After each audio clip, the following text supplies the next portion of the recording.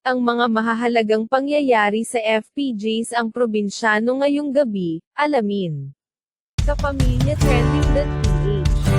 Mag-subscribe, like and share na kapamilya.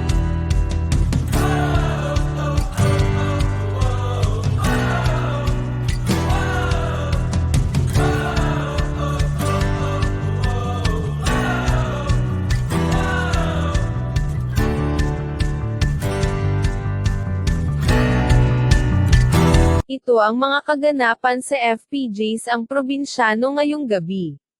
Mula nang mabaril ang nanay ni Aliana na si Margie, ay nangako si Teddy na gagawin niya ang lahat para di na maulit ang nangyaring ito sa asawa.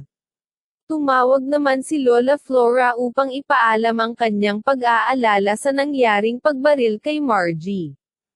Samantala ay patuloy pa rin si Executive Secretary Padua sa paggawa ng hakbang para maibalik sa kanya ang anak na si Clarence na ngayon ay nasa kamay pa rin ni Cardo Dalisay.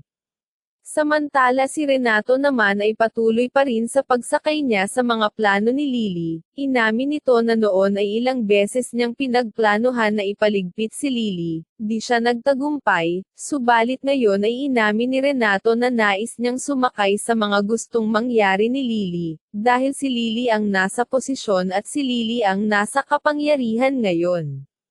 Comatose pa rin si President Oscar at patuloy pa rin sa paggawa ng hakbang sina Edwin at Elizabeth upang malaman ang katotohanan sa katauhan ng presidente na kanilang nakakasama sa palasyo.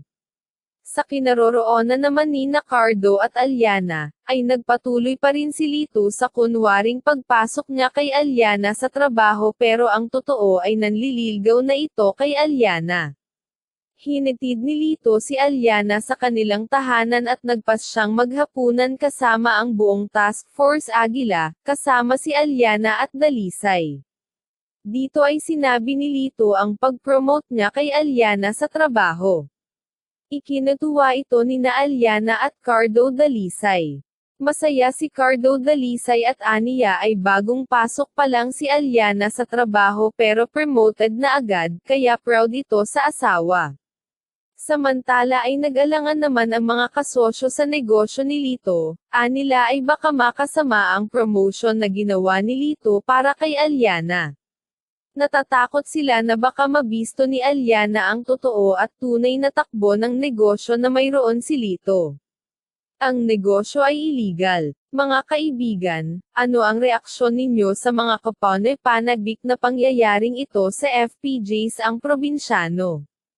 Comment na iyan mga kaibigan sa comment section. Hello mga kaibigan, if you like this video, please consider subscribing and click the bell icon for more updates. Thank you.